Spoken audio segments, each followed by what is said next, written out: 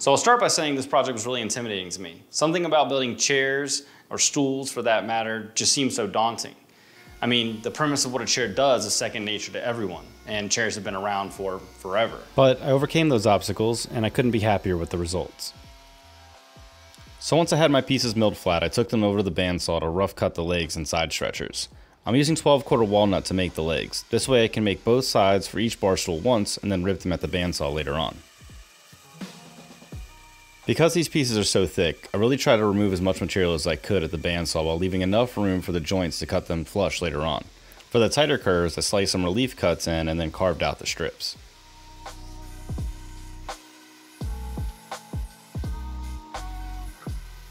I really like using white dry pencils when working with walnut because it makes the marks super easy to see.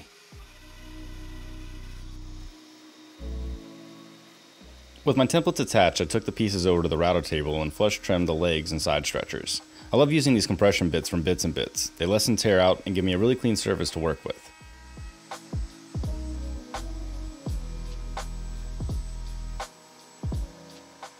I did these in 3 stages, making an initial pass with the bottom bearing and then raising the bit to make a second cut.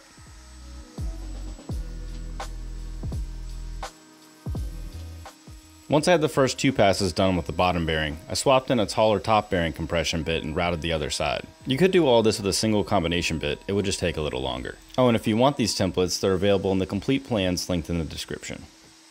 I had some minor surface cracks on the pieces, so I filled them in with some epoxy and sanded them down before ripping them at the bandsaw. Then over at the bandsaw, I used a resaw featherboard to help keep my pieces flat against the fence and rip them along their length.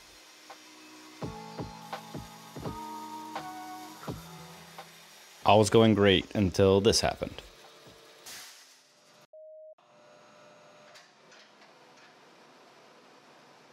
After a day's wait and a new blade installed, I got back to ripping my pieces.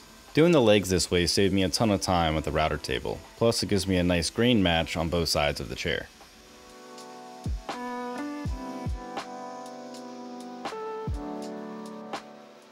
Okay, so next I needed to cut the legs and stretchers to their final length. This way I could get started on the sleds to cut the joints. And being that these legs have some strange angles, I used a combination of my miter gauge and a crosscut sled to get it done. So here I'm using a crosscut sled and a stop block on the fence to cut down the feet for the front legs.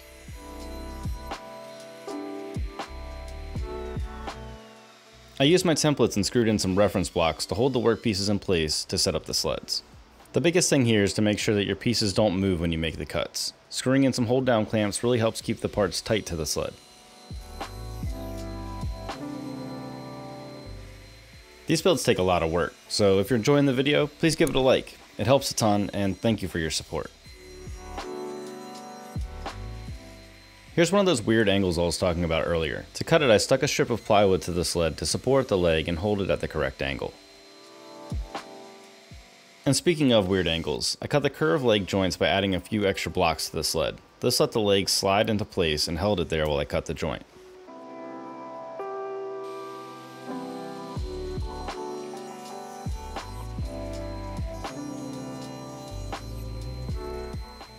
And last but not least, I could cut down the feet for the back legs. Then I could cut down the wood chunks for the remaining rails.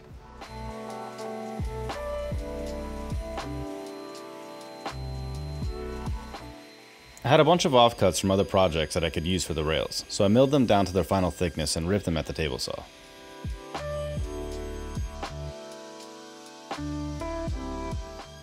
From there I cut 1 inch square and then flipped it and cut the rails and stretchers to their final length.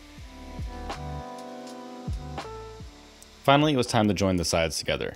I'm using dominoes for the joints in this piece, but if you don't own a domino, dowels would also work great. So I marked out the domino location and plowed the mortises. I like to also mark the outside face somewhere on the pieces to avoid confusion about what side faces out. That will become very important here in a minute. Since the sides will take most of the load, I went with double floating tenons for the side joints. Next I had to cut the side stretchers to their final length, and being that the legs taper, I needed them to be 89 degrees. Not 98 degrees, not NSYNC, not Backstreet Boys. Boy band jokes aside, I got back to work cutting the miters. From there I cut the mortises into the stretchers, then marked and cut them into the legs. I really like using the self-centering guide on the domino for this type of repeat cut.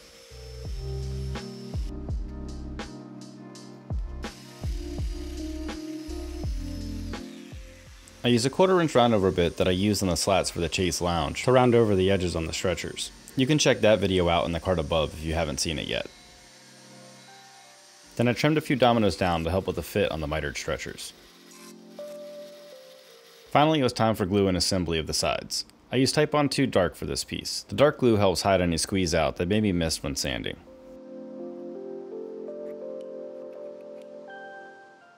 One thing to watch out for when gluing dominoes or any joint is using too much glue. Doing so can cause the joint to split when clamping pressure is applied, so make sure you coat the inside of the mortise but don't flood it.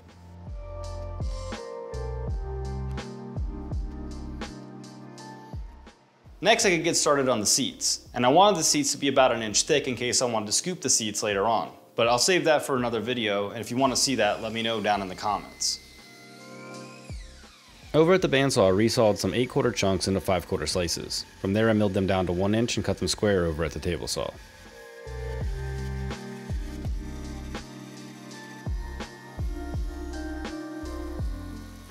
My wife got me this new DeWalt 735 planer for Father's Day. I'm super impressed with it so far, but let me know if you've tried it out. Then I used the in-out method over at the joiner to clean up the edges. The idea behind alternating the edges and faces is that doing so creates complementary angles if the joiner's fence is not perfectly square, resulting in a perfectly aligned glue joint. Next I marked out and plowed the dominoes. Now I didn't show this part because I didn't want to be redundant, but I did place the dominoes low enough in the panel to allow for a scooped seat down the road.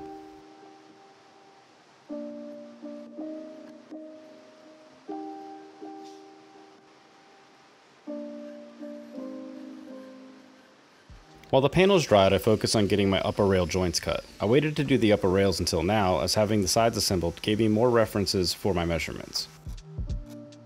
So I plowed the mortises and finished rounding over the remaining stretchers and rails.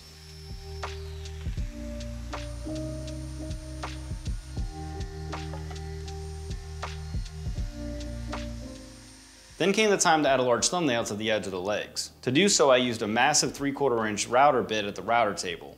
Now, in hindsight, I wish I had done some of these before I glued up the sides, but you live and you learn. Anyway, I got as close as I could to the edges and carefully routed around the rails. I like to use blue tape around areas where I need to avoid to make it clear where I should stop. Just remember that anything you don't do here will have to be done by hand later on. These massive bits are excellent, but you're going to want to go slow so you don't rock the piece and take a chunk out unintentionally. It'd be a massive setback to have to go back and remake these side pieces now.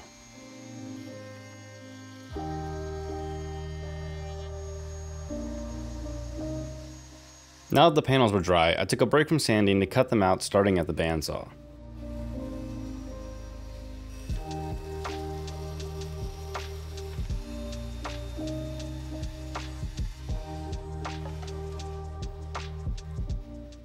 Now this is the type of template routing where these compression bits shine. There's grain going uphill, downhill, and edge grain here. But because there's an up and down cutter on the bit, there's no tear out, which is fantastic because no one wants to stop to have to fix tear out.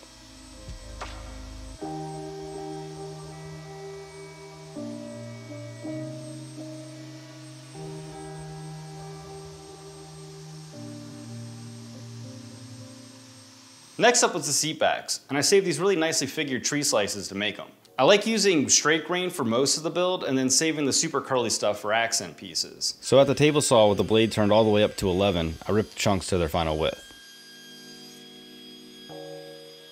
Then I swapped in my crosscut blade and cut them down to their final length.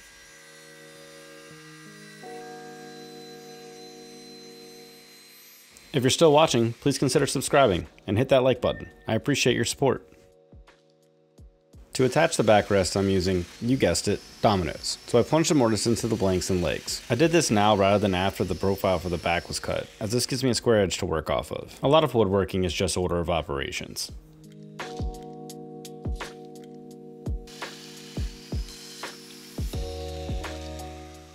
Holding the workpiece vertical, I used the bandsaw to cut the profile.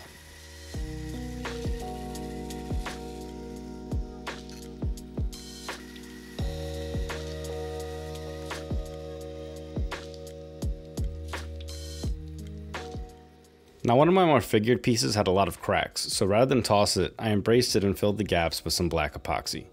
While the epoxy cured, I finished shaping and sanding the roundovers I cut earlier. One benefit of doing them this way is that the piece took on a more handmade look.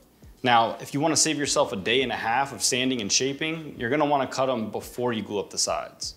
In full disclosure, this process took me about 12 hours, so you can decide whether or not it's worth your time to get that handmade look. Let me know what you think. Over at the spindle sander, I sanded away the excess epoxy and smoothed over the cut marks from the bandsaw.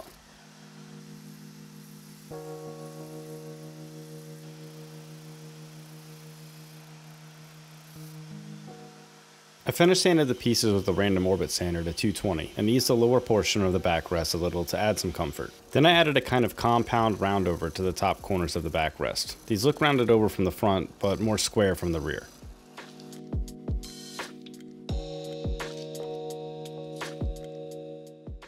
Then the pieces got a 1/4 inch round over.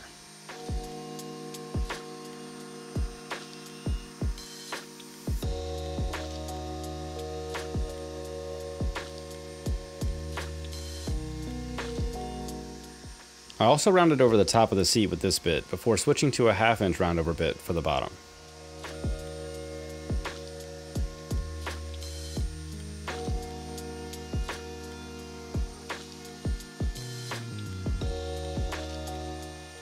Then it was time for the final glue up and assembly, which I'm happy to say went really smooth, but not nearly as fast as you're seeing here.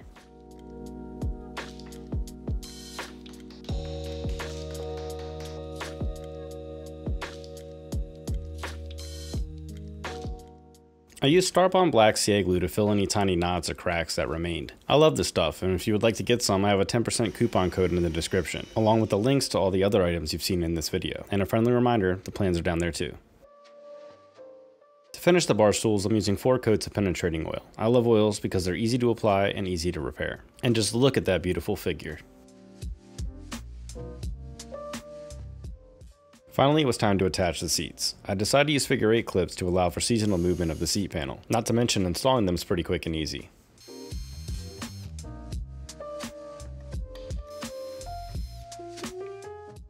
Man, these bar stools are a showstopper. And if you want to see more showstoppers, check out this next video. And if I earned it, subscribe. I'll see you next time.